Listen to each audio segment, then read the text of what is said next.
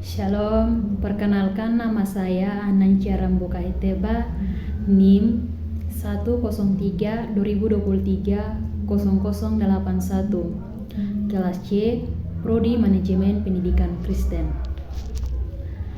Baik, saya akan menjelaskan alur atau tahapan pendidikan inklusif di SMA. 1. Identifikasi kebutuhan khusus.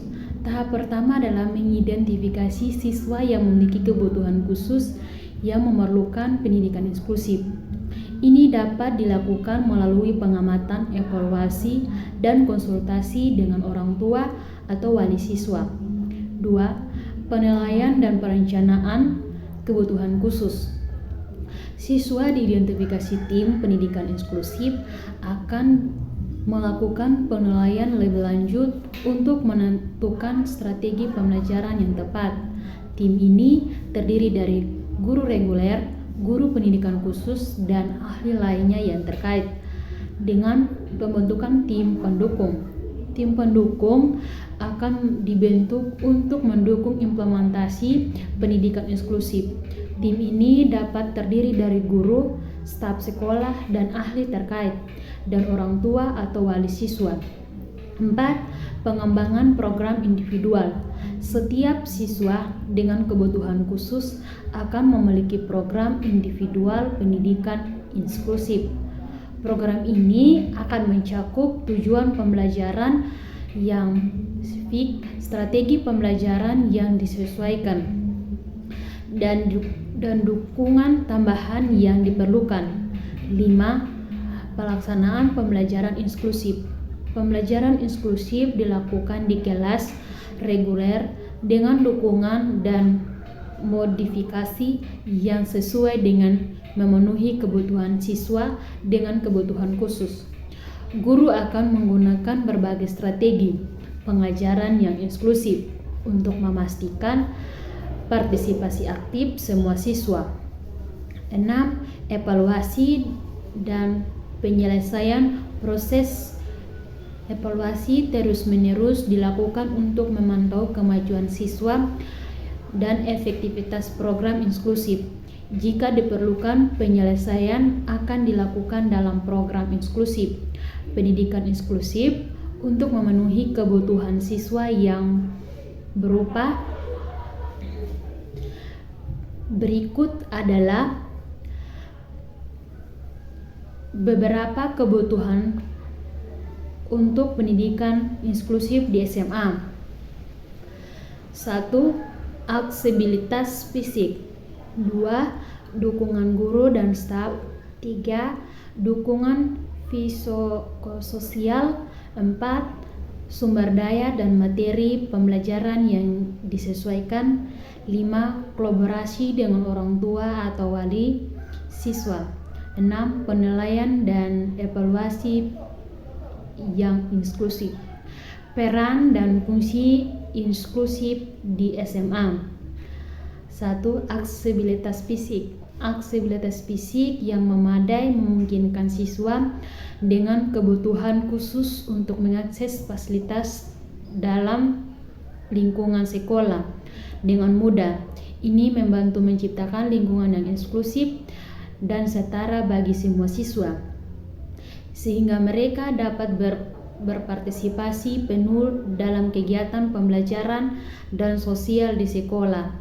2. Sumber daya dan materi pembelajaran yang disesuaikan.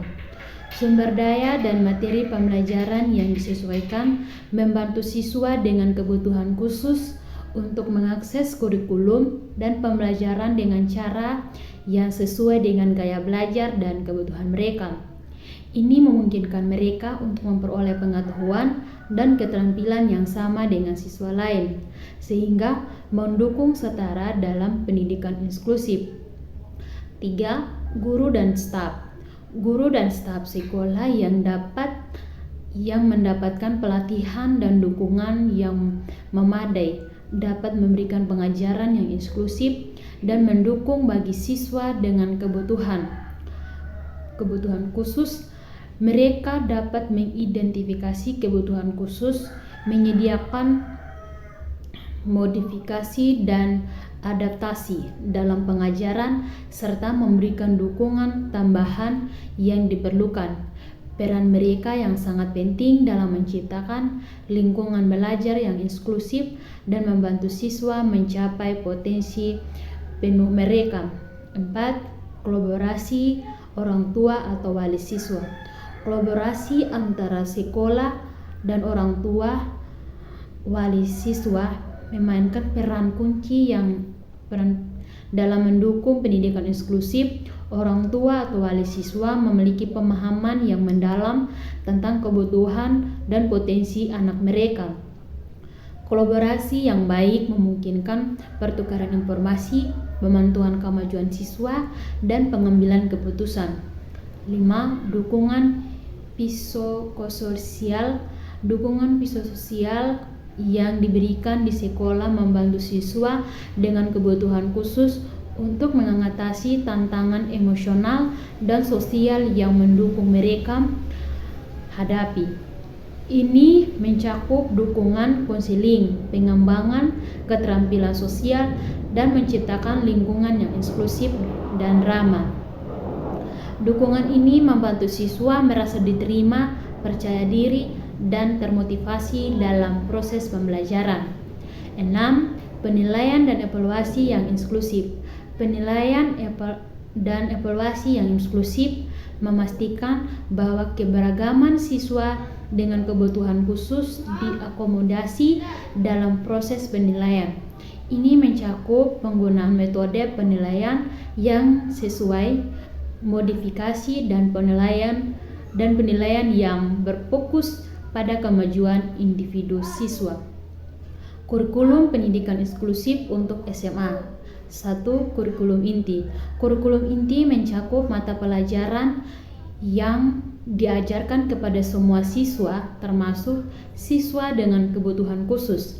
Mata pelajaran seperti matematika, bahasa Inggris, sains, dan sejarah merupakan bagian dari kurikulum inti yang harus dipelajari oleh semua siswa. Kurikulum inti ini memberikan dasar pengetahuan dan keterampilan yang penting bagi semua siswa. 2. Kurikulum adaptatif. Kurikulum adaptatif adalah bagian dari kurikulum yang disesuaikan dengan kebutuhan dan kemampuan siswa dengan kebutuhan khusus. Kurikulum ini mempertimbangkan gaya belajar, tingkat kemampuan, dan kebutuhan individual siswa, guru, dan tim pendidikan inklusif bekerja sama untuk mengadaptasi materi pembelajaran, metode pengajaran, dan penilaian agar sesuai dengan kebutuhan siswa dan modifikasi pembelajaran.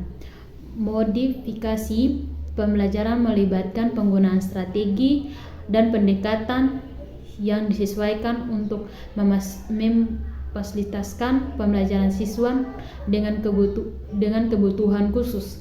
Ini dapat mencakup penggunaan materi pembelajaran yang sederhana, penggunaan bantuan visual atau radio, penggunaan teknologi pendidikan, atau penggunaan strategi pengajaran yang berbeda untuk memenuhi kebutuhan siswa. 4. Program pendudukan tahapan. Selain kurikulum inti, siswa dengan kebutuhan khusus mungkin memerlukan program dukungan tambahan. Program ini dapat berupa bimbingan, terapi fisik, atau terapi dukungan konseling, atau program mengembangkan keterampilan sosial. Program dukungan tambahan ini dirancangkan untuk membantu siswa mengatasi tantangan khusus yang mereka hadapi dan memfasilitasikan perkembangan mereka secara menyeluruh. 5. Pembelajaran kolaboratif. Kurikulum pendidikan inklusif di SMA juga mendorong pembelajaran kolaboratif antara siswa dengan kebutuhan khusus dan siswa lainnya. Ini melibatkan kerjasama dalam kelompok proyek bersama dan kegiatan kelas yang melibatkan partisipasi aktif semua siswa. Pembelajaran kolaborasi ini membantu membangun keterampilan sosial, empati, dan saling pengertian antara siswa lain. Evaluasi dan penilaian yang inklusif. Evaluasi dan penilaian inklusif dalam kurikulum pendidikan inklusif juga harus inklusif. Guru menggunakan berbagai metode penilaian yang sesuai dengan kebutuhan siswa seperti penilaian formulatif, penilaian alternatif, atau penilaian berbasis propolis. Penilaian ini memperhatikan kemajuan individual siswa dan memberikan upaya balik dan konstruktif untuk mendukung perkembangan mereka. Sekian presentasi saya. Terima kasih.